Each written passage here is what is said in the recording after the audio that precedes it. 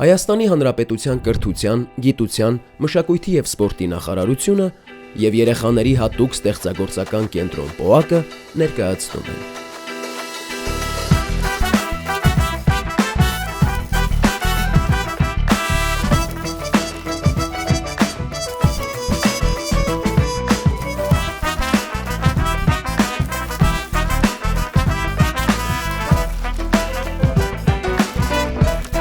Քո արվեստը դպրոցում։ Մեր այսօրվա հանդիպումը տեղի ունեցավ մայրաքաղաք Երևանում։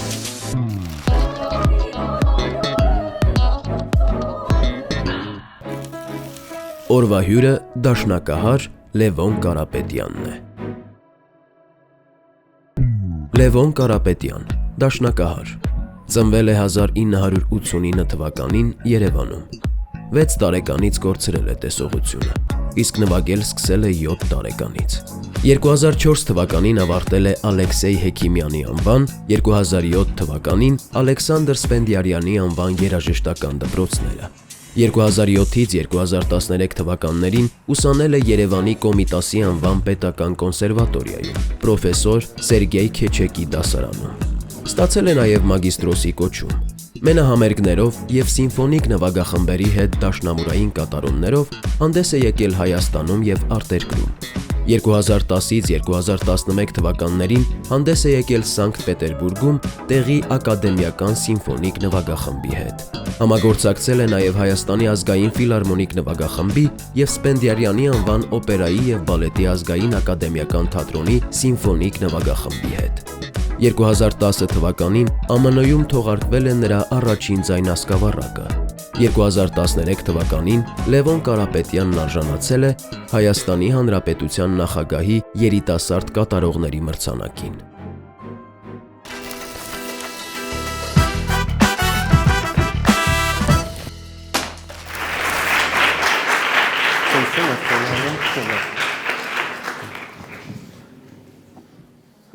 Բարև ձեզ, սիրելի երեխաներ, աշակերտներ, սիրելի ուսուցիչներ, ուրախ եմ այս հանդիպման համար ես շատ, որ այս հանդիպումը եղավ այսօր և ես ձեզ կպատմեմ իմ անցած ճանապարհը և այն ամենի միջով, ինչով որ ես անցել եմ։ Ես Լևոն Կարապետյանն եմ, ծնվել եմ 1989 թվականին Երևան քաղաքում, երաժիշտ մանկավարժների ընտանիքում, այժմ ապրում եմ արդեն 12 տարի է Ֆրանսիայում, Ստրասբուրգում, բայց միշտ գնում գալիս եմ Հայաստան։ Մի հատ ստեղծագործություն նվագեմ ձեզ համար, այնուհետ պատմեմ իմ անցած ճանապարհը, ուղին։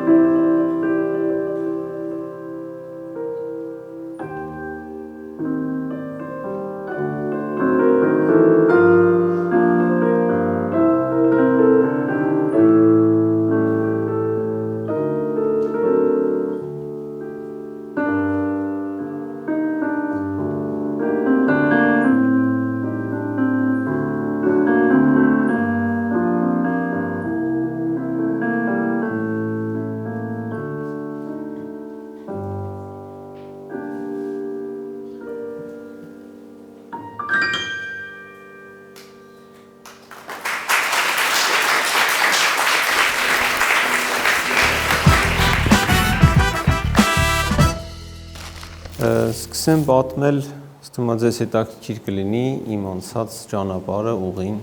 Դե ինչպես նշեցի, հայրս բեմադրող ռեժիսոր է աշխատել ժամանակին հայ համերգում եւ ինքը երաժիշտ էր նույնպես։ Ժամանակին գիտարի դասեր էր տալիս, այնուհետ ռեժիսոր էր եւ տանը միշտ երաժշտություն ա եղել եւ ես երաժշտության մեջ եմ մեծացել, այսինքն լսել եմ դասական երաժշտություն, ջազ, տենց տարբեր ոճերի երաժշտություն, այն ժամանակ այդ կային ձայնապնակները, որով լսում էինք։ Այնուհետ քեռուս տանը մամայիս եղբոր դաշնամուր կար եւ ես դա տեսա արդեն 3-4 տարեկան էի, երբ որ գնում էի, բացում էի, այն ժամանակ դեռ տեսողությունս կար, ես չէի կորցրել տեսողությունս կար եւ բացում էի, ստեղները շոշափում էի, սև ու սպիտակ այդ կլավիշները, ստեղները եւ դա իր չափով, քանի որ դաշնամուրը մեծ գործիք է, դա շատ էր ինձ գրավում եւ ես զարմանում էի, քանի որ երեխայս միս անհնարավոր է որ մեր տանն էլ լինի եւ մերոնց ասում էի էլի որ կուզենամ որ ունենամ դաշնամուր եւ այնուհետ երբ որ մեծացա արդեն 6.5 տարեկանում լրիվ տեսողությունս կորցրեցի, մենք այդ ժամանակ Լեհաստանում էինք, Վարշավա քաղաքում, մեկ օրվա մեջ ես տեսողությունս կորցրեցի, բայց պիտասած չկորցրեցի ինձ, եւ դրանից հետո մենք եկանք Հայաստան, եւ մերոնք իմ համար գնեցին դաշնամուր, եւ ես 7.5 տարեկանում գնացի հանրակրթական դպրոց, թիվ 14 քույրերի դպրոցն եմ ես սովորել։ Սկզբում ես գնացի այդ դպրոցին կից կար ստուդիա, որտեղ երեխաները դասերից հետո խմբակներ կար էլ այդ ստուդիայում, բարի, ջութակի, դաշնամուրի երեխաները գնում էին այդ ստուդիայում սովորում էին ամեն մեկը ինչ-որ մի բան։ Ես էլ սկզբում գնացի այնտեղ եւ սկսեցի սովորել դաշնամուր նվագել Կարինե Հակոբյանյանի դասարան։ Որից հետո, երբ որ ես երկրորդ դասարան էի, արդեն դպրոց էի գնում եւ այդ ստուդիայում գնում էի դաշնամուրի, մամայիս եղբայրը ուներ մի ընկեր, որի եղբայրն էր կոմպոզիտոր Դավիթ Սաքոյանը։ Մենք գնացինք իր մոտ, այդ կոմպոզիտորը լսեց ինձ եւ լսելուց հետո ասաց, որ տարեք կոմպոզիտոր Սիմոն Հովհաննիսյանի մոտ, որը նույնպես կույր է, չի տեսնում։ Եվ Սիմոն Հովհաննիսյանի մոտ, որ մենք գնացինք, կոմպոզիտոր ծնողներս ինձ տարան, ինքը միանգամից մի քիչ կտրուկ խիստ ձևով ասեց, ինչի երեխային չեք տանում երաժշտական դպրոց։ Ասեց հիմա ժամանակները փոխվել են, իմ ժամանակ շատ դժվար էր, չէին ընդունում sense, ասենք հաշմանդամություն ունեցող մարդկանց դպրոց։ Ես ասեց 12 տարեկանում մի կերպ ընդունվեցի երաժշտական դպրոց, բայց ասեց հիմա շատ համեմատ հեշտ է, տարեք Լևոնի երաժշտական դպրոց։ Եվ ծնողներս ինձ տարան Հեքիմյանի անվան դպրոց, որը մեր տան կողքն էր գտնվում, բավականին մոտ էր մեր տանը, եւ ես այնտեղ գնացի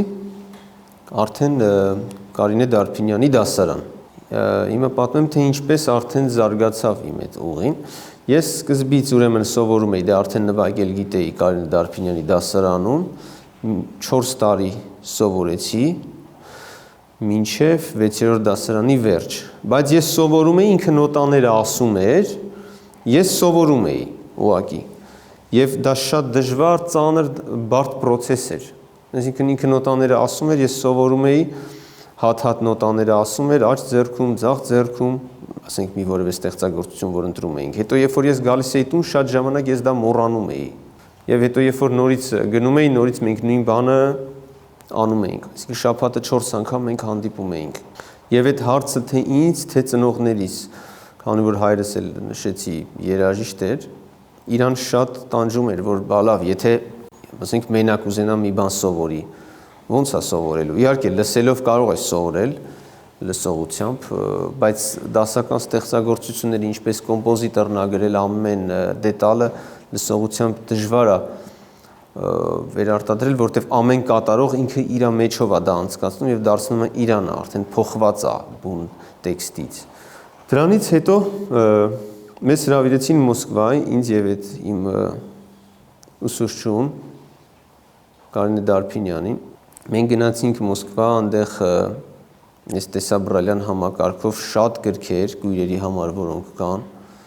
երաժշտական գրադարան կար, հրավիրեցին ինձ այնտեղ սովորելու, իրեն էլ աշխատելու։ Ինքը գնաց, բայց ծնողներս շուզեցին, ես էլ չէի ուզում ու մենք չտեղափոխվեցինք Մոսկվա։ Ես 1 տարի սովորեցի իր ընկերուհու մոտ, լավ դաշնակահարի Ռուզաննա Ազիզյանի մոտ սովորեցի, որից հետո արդեն ինքը ինձ ծանոթացրեց իմ պրոֆեսորի հետ, արվեստի վաստակավոր գործիչ պրոֆեսոր Սերգեյ Քեչեկի հետ, որի մոտ ես 8-րդ դասարանից արդեն 7-ամյակը ավարտելուց հետո Սպենդիարվի դպրոցում 3 տարի սովորեցի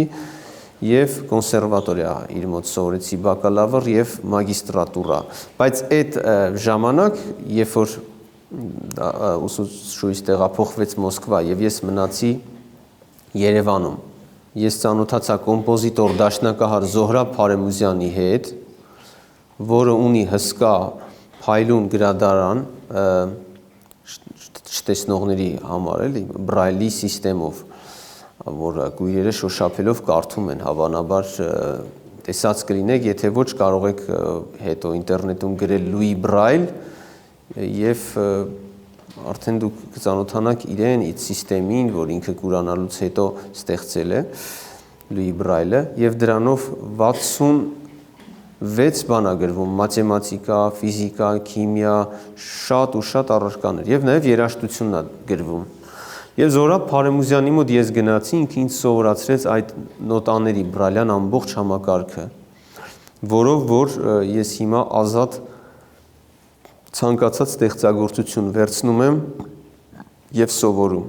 Այսինքն ընթերցում եմ սկզբից աջ ձեռքը, մի քանի տակտ, հետո ձախ ձեռքը, հետո միացնում եմ իրար եւ նվագում։ Դա մի մեթոդն է, որով որ ես սովորում եմ նոտաները կարդալ, գրել։ Մյուս մեթոդը, որը որ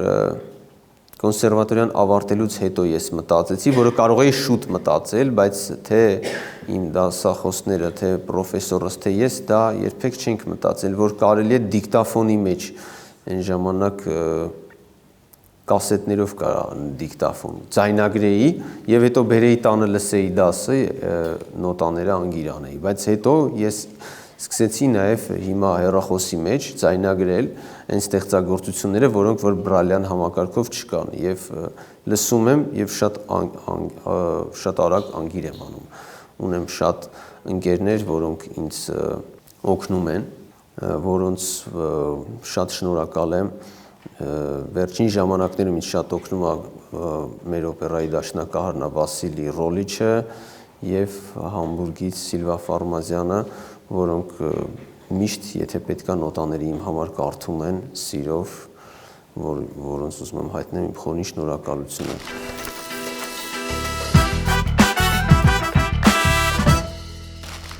2007 թվականին ծնողներս, քանի որ հայրս առողջական խնդիր ուներ, տեղափոխվեցին Ֆրանսիա։ Ես Երևանում մնացի մենակ, այսինքն կոնսերվատորիա եմ ընդունվել եւ լսել էի, որ ստեղ ուսումը լավ է, արդեն սովորել էի։ Ես մենոնց հետ չգնացի, ես մնացի Հայաստանում եւ ստեղ սովորեցի բակալավր եւ մագիստրատուրա եւ նաեւ արդից օգտվելով ուզում եմ շնորհակալություն հայտնեմ հոր եղբորս Աշոտ Կարապետյանին, որը այդ 6 տարիներին ինձ օգնեց իմ ամբողջ այդ ֆինանսական ծախսերը լրջագույն, որը եթե չլիներ առանց դրա ես այս ամենին հաստատ չէի հասնի, իրա լումանելա շատ մեծ իմ կյանքում, որի համար շատ շնորհակալ եմ իրեն, որ մինչև հիմա ինքը իմ կողքին է օգնության դեպքում եւ միշտ իր խորհուրդներով աջակից է ինձ, որի համար իրեն շնորհակալ եմ եւ ուրեմն կոնսերվատորիան ավարտելուց հետո ես արդեն տեղափոխվեցի Ֆրանսիա, Ստրասբուրգ, որտեղ շարունակեցի սովորել 2 տարի եւս, սովորել եմ այնտեղ ուրեմն Ամիլինի, Լորան Կաբասոյի դասարաններում եւ այնտեղ ուրեմն երբ որ ես սովորում էի, ծանոթացա դաշնակահար Բեռնար Դասկոլիի հետ, Լորան Կաբասոնին ծանոթացրեց, որը նույնպես կույր է եւ էլի ունի փայլուն գրադարան եւ ինքը Մարսելում է ապրում եւ դասեր է տալիս։ Ես գնացի եւ մասնակցեցի իր դասերին, մնացի մի շաբաթ այնտեղ։ Ես ժամանակ առ ժամանակ այնտեղ համերգներ եմ տալիս Ֆրանսիայում նվագում եմ մի տարի առաջ օրինակ նվագեցի այնտեղ մենահամերգ որը ամբողջ մթության մեջ էր դպրոցում կազմակերպեց մի հրաշալի դաշնակահար դա իմ համար եւ մարդիկ կարծես պատկերացնում են չտեսնող մարդու վիճակը որ նա միշտ այսպես ասած մթության մեջ է իհարկե դե երբ որ սովորում ես օրինակ դրա մասին մոռանում եմ գրեթե չեմ մտածում այդ համերգը եղավ էլի եղել են շատ համերգներ բարեգործական այս տարի նվագեցի Եղեռնին նվիրված միջոցառմանը Ֆրանսիայում Ստրասբուրգում եւ նվագակցեցի մի երգչուհու հիմնականում Ֆրանսիայում էլ պարապում եմ նվագում եմ ժամանակ առ ժամանակ համերգներ պատրաստում եմ նոր ստեղծագործություններ 2023 թվականին ես ձայնագրեցի հոկտեմբեր-նոյեմբեր ամիսներին իմ ռեպերտուարի որոշ մասը պրոֆեսիոնալ վիդեո եւ աուդիո տարբերակով, որը որ YouTube-ում դուք կարող եք գտնել եւ լսել, կարող եք գրել Լևոն Կարապետյան եւ գտնել եւ լսել։ Ինչի եմ արել ոչ միայն աուդիո, որ մարդիկ նայեն, տեսնեն եւ լսեն։ Այսինքն որպեսզի աչքի համար էլ հետաքրքիր լինի։ Քանի որ ես տեսել եմ, հետո եմ տեսողությունս կորցրել։ Ես ինքս նայում էի ժամանակ հեռուստացույց, շատ սիրում էի նայել երաժիշտներ ինչպես են նվագում։ Եվ նույնիսկ կան երաժիշտներ, որոնց ես հիշում եմ, օրինակ Հերբի Հենկոքին ես հիշում եմ եւ նույնիսկ հիշում եմ, որ նրա հարվածային գործիքները կին էր նվագում, աղջիկ էր նվագում Եվ մերոնց որ ասում էի, իրանք էլ զարմացան, որ ես դա երեխա ժամանակ նկատեցի, երբ որ տեսողությունս կար։ Եվ այդ հիշողությունները բանը բերեց նրան, որ ես որոշեցի, որ վիդեո տարբերակով եւ աուդիո պրոֆեսիոնալ ձայնագրեմ եւ շատ ուրախ եմ, որ դա արեցի եւ հիմա կարող եք լսել, երբ ցանկանաք եւ անպայման շարունակելու եմ։ Ես դա իմ նպատակներից մեկն է, որ իմ ամբողջ ռեպերտուարը պրոֆեսիոնալ մակարդակով ձայնագրեմ վիդեո եւ աուդիո եւ լինի որ մարդիկ միշտ լսեն։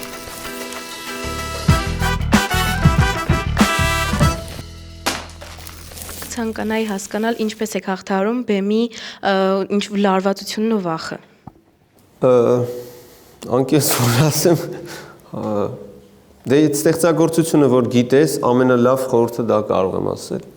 Էլ պետք չի մտածել, որ վատ կլինի։ Վստահեք ձեր ձեռքերին, որտեվ եթե պարապած եք եւ նվագում եք ձեռքերը բեմի վրա իրանք ավտոմատ կնվագեն փորձեք չլարվել որպեսզի դա ստացվի որովհետեւ եթե լարվում եք գլխի մեջ լարվածությունը չի թողնում արդեն որ ձեռքերը ազատ են աշխատեն ներողություն եւ կանգնում է այդ ժամանակ նվագը ու չես կարողանում էլ առաջ գնաս դրա համար փորձեք ուղղակի չլարվել իհարկե գիտեմ որ դժվար է բայց փորձեք չլարվել, որտեվ իմացեք, որ արդեն դուք գիտեք, դուք ավտոմատ ձեր ձեռքերը նվագում է, մինչև նվագելը համերգ բնականաբար պարապեք շատ մի քիչ եւ կստացվի ու մյուս լավ խորհուրդը, որ կարող եմ տալ, ցանկացած մարդկանց մոտ մի քանի 3-4 հոգի տարբեր մարդիկ մինչև համերգը հավաքեք, ընկերներ մի անգամ տան անդամներ, մի անգամ, չգիտեմ, հարևաններ ու իրանց մոտ նվագեք, որ լսեն ձեզ անպայման, որ իմանաք, որ ինչ-որ մարդ լսում է ձեզ։ Դուք պատկերացրեք, որ դուք բեմում եք, նաև կարող եք բեմական շորերը, որոնք որ պետքա այդ օրը հագնել, դրանք էլ հագնել եւ պատկերացնել, որ բեմում եք թեկուզ տան մեջ ու նվագեք։ Այս ամենը կարծում եմ բավականին կօգնի, ես արել եմ, ինձ օգնել է։ Կարծում եմ, որ պետքա որ ձեզ էլ օգնի։ Դուք ինչպես եք կորցրել ձեր տեսողությունը, կխնդրեմ պատմեք։ Շնորհակալություն։ Տեսողությունս կորցրել եմ 6.5 տարեկանում, որը որ եղավ, երբ որ մենք Վարշավայում էինք, մայրս մարոժնի էր գնել, որ տա ես ուտեմ, ու ես ասեցի, ուրա չեմ տեսնում, մամաս գոռաց, ասեց, ոնց չես տեսնում, ու խավար էր այդ ժամանակ, ես չէի տեսնում, եւ այդպես կորցրեցի, հետո մի պահ ինքս ինձ գնում գալիս էր ոնց որ մի 10 օր, բայց բժիշկները ասել էին, որ ոչ մի հույս չկա օգնելու եւ հետո շատ բժիշկների մոտ են ծնողներս տարել ինձ թե Հայաստանում, թե Ֆրանսիայում, թե Մոսկվայում, նույնիսկ Ամերիկայից, երբ որ Հայաստան բժիշկներ են եկել այն ժամանակ նայեցին, ասացին, որ ոչ մի հույս չկա օգնելու, եւ հետո որ անցավ ժամանակ, ես էլ հիմա էլ գնացել եմ բժիշկների մոտ, առայժմ հույս չկա ինձ օգնելու եւ դրա համար ես հաշտվել եմ այդ մտքի հետ ու ապրում եմ։ Մի օրվա մեջ կորցրել եմ տեսողությունս Լեհաստանում։ Կասեք, խնդրեմ, ո՞րն է ձեր ամենասիրելի երաժշտությունը եւ ինչու։ Երևի Մոցարտի ռեքվիեմը, որ կարող եմ շարունակ լսել, եթե դա հաշտական երաժշտության մասին է խոսքը։ Փորձել եք դուք արդյոք ուրիշ գործիքներով նվագել։ Այո, իհարկե։ Երեխա ժամանակ, երբ որ լույս չկար, այդ մութ-ցուրտ տարիներ էր, ես ինքս նվագում էի հարվածային գործիքներ, բայց իհարկե ոչ եւ քանի որ չկար լույս, ես նվագում էի եւ երգում էի, դա է եղել առաջին փորձը, որպեսզի երաժշտություն լսեմ։ Իսկ դրանից հետո վերջերս շատ ակարդեոնն է ինձ սկսել դուր գալ եւ գնել եմ ակարդեոն եւ մի քիչ սովորել եմ նվագել ու շատ հաճույք եմ ստանում դա նվագելուց։ Տանը ճիշտ է, միշտ գիտարա եղել, եղբայրս թավջութակա նվագում, բայց այդ գործիքները ինձ այդքան չեն գերել, բայց հարվածային գործիքները եւ ակարդեոնը, այո, փորձել եմ նվագել եւ հիմա նվագում եմ։ Իհարկե սիրողական մակարդակի առայժմ, բայց նվագում եմ։ Որտեղ է եղել ձեր առաջին համերգը։ Առաջին համերգը իմ եղել է Երևանում Արամ Խաչատրյանի տուն թանգարանի դահլիճում 2001 թվականին է դա եղել։ Դա իմ առաջին մենահամերգն է եղել։ Իսկ մինչ այդ հենց մեր դպրոցում եմ նվագել քույրերի համերգի մեջ։ Դա եղել է 99 թվականին։ Եղել են արդյոք պահեր, երբ դժվարացել եք եւ ուզեցել եք թողնել նվագելը։ Եղել է, այո, որ ջղայնացել եմ այդ վատ կարծիքներից նաեւ կամ ինչ-որ բան, որ չի ստացվել, հուսահատվել եմ եւ թողել եմ, ասել եմ, «Всё, ես չեմ նվագելու, ես զբաղվելու եմ ուրիշ մասնագիտությամբ, պատմություն եմ, որտեղ շատ նաեւ սիրում»։ Կամ ասել եմ համակարգչով ինչ-որ մի բան կանեմ, կամ չգիտեմ, ասել եմ թողելու եմ նվագելը։ Բայց անցել է 1-2 ժամ, լսել եմ էլ ինչ-որ մի ստեղծագործություն, ուզեցել եմ նորից նվագեմ ու նորից նվագել եմ եւ նաեւ եղել է որ թողել եմ մի քանի օր եւ հենց ինքը գործիքը ինձ կարծես կանչում էր իր մոտ ու ես տենց էլ չեմ բաժանվել ու ճիշտն ասած չեմ էլ ուզում, դա բոլորիս մոտ է լինում, որ պահի տակ ջղայնանում ենք, այդպես, բայց հաղթահարելը այդ մեթոդներով է եղել, որ նորից ես վերադարձել եմ երաժշտության։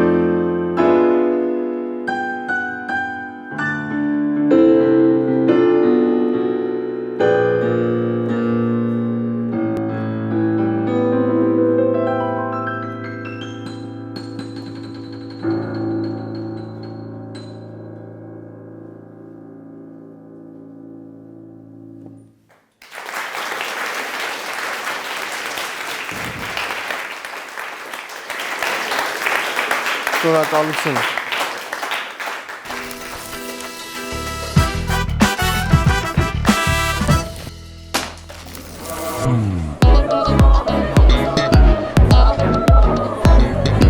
Ես մասնակցել եմ քո արվեստը դպրոցում նախագծին։ Մենք դասանով եկել էինք, որպեսզի տեսնեինք Լևոն Կարապետյանին։ Մենք ունեցանք շատ լավ հույզեր, մենք տպավորված էինք իրենով։ Նա քույր էր, բայց լավ նվագում էր։ Շատ ոգևորված մնացինք Լևոն Կարապետյանի ելույթով։ Հյուրն էր Լևոն Կարապետյանը, որը լինելով քույր, շատ կոմպոզիտորներից լավ էր նվագում։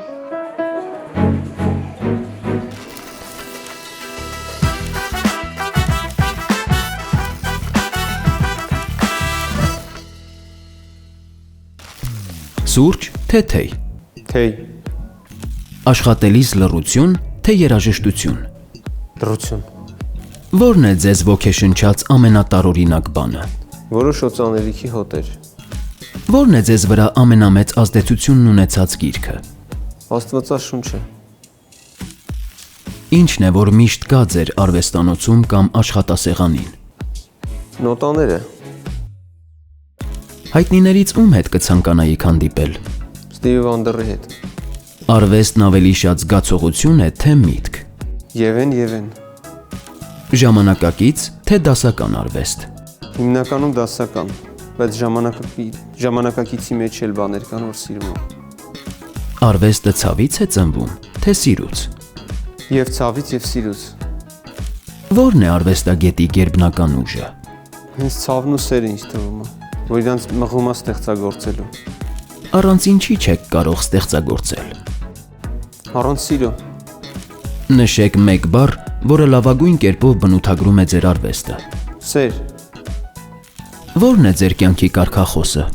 միշտ նայել առաջ, Ինչն է ավելի կարևոր։ Ձևը, թե բովանդակությունը։ բովանդակությունը, Ինչն է ավելի դժվար։ Խոսել, թե լռել։ երևի լռել, Եթե կարողանայիք միայն մեկ ուղերձ փոխանցել աշխարհին, որը կլիներ այն։ որ սիրեք իրար նենց, ոնց որ կուզենայիք, որ ձեզ սիրեին։